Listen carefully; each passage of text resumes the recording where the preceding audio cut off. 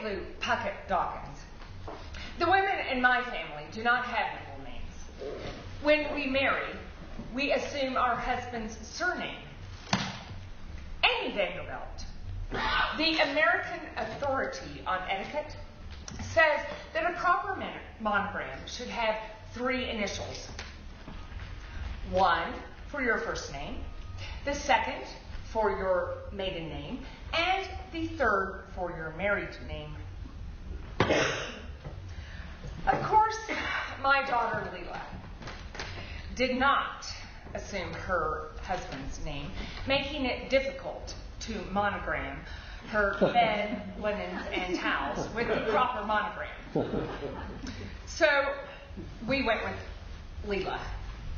And in hindsight, since she divorced, she eliminated the hassle of having to remonogram all of her bed linens and towels. I contribute my perfect attendance in Sunday school and Amy Vanderbilt in creating the tenets I truly believe in: honesty, ethics, morals, values and principles by which I live. I am a product of the 50s, when we knew our neighbors and were respectful to each other. I believe it is important to have good manners, to use good grammar, and to be a good Christian. I'm rethinking the importance on being a Republican. My youngest son, Marshall, says that I gave him manners that make it so much easier to get through this life, and that I gave him a good command of the English language. I love English and language. Cursing is inappropriate in any situation. It is just foul language. I taught my children when to rise from the dinner table, what to wear for business and pleasure, how to handle little events such as birthday parties and weddings, and household management. Growing up, my family and I had our dinners using our fine china and sterling silver. Just an aside, I didn't even have a stainless pattern until I found a teaspoon and a sandbox.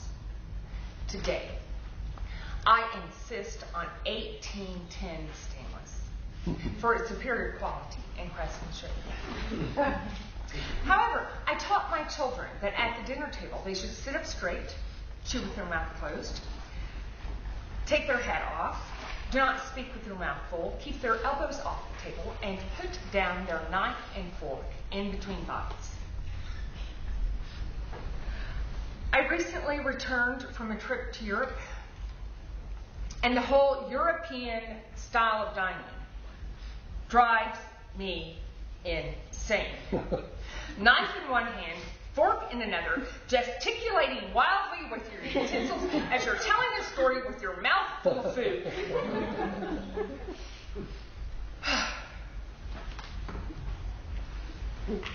I taught my children to honor their mother and father, respect their elders, and address people by Mr. and Mrs. So-and-so until the time they were asked to address them by Nina or Bill rather than Mrs. Thatcher or Mr. Ware.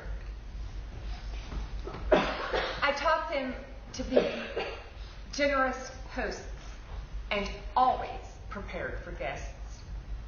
A wide array of alcohol should always be available with the appropriate mixers.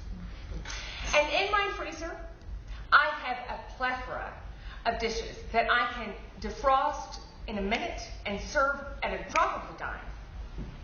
King range chicken makes a great casserole and freezes well.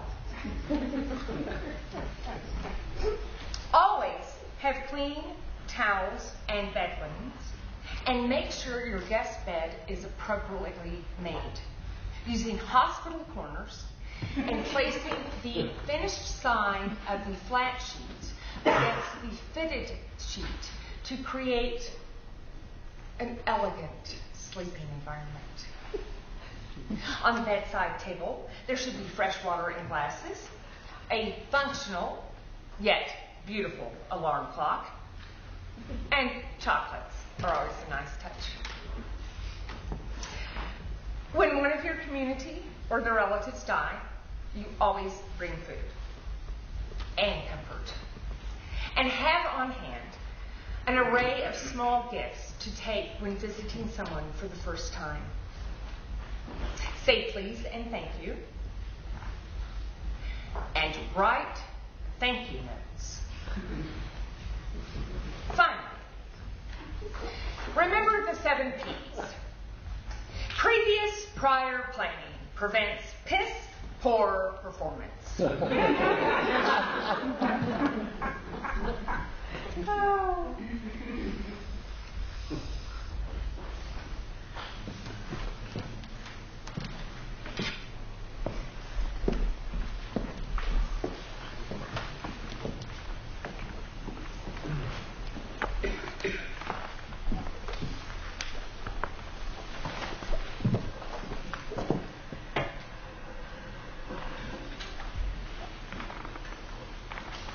That is my mother.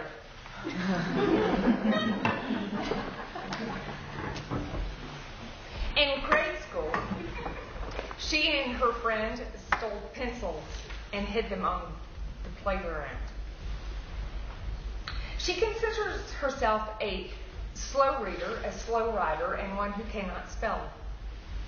In 1945, tests were not available to discover learning disability. She thinks she may have had ADD. I am her daughter.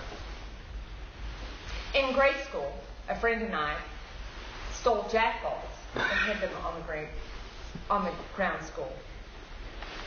I am a slow reader, slow writer, and I cannot spell. In 1970, tests were available to determine learning disabilities. I have ADD. The universe seems compelled to remind me that I am Patty Lou Dawkins' daughter. In 1989, I moved to Austin to take a job with the Austin Council on Alcoholism and Drug Abuse. I was invited to do a lecture on substance abuse among children for the University of Texas's LAMP program, Learning Activities Among Mature People. Following the lecture, a gentleman who was in the class called me at my place of employment and says, "I finally realized who you are. You're Patty Lou Puckett's daughter." It seems that they had been on a Texas board together. More recently, I was at the 10 Star, one of my favorite Santa Fe haunts, listening to one of my favorite bands and sitting with my friend Sarah and her boyfriend when this group of girls sweeps into the bar. Sarah and I discuss who they might be, where they may hail from, and why they are in Santa Fe. It turns out they are not in Santa Fe for a wedding, nor are they from Dallas. Are you girls from Dallas? No, we're from Amarillo. Amarillo? Amarillo, Texas? Yes. I'm from Amarillo. Really? What's your name?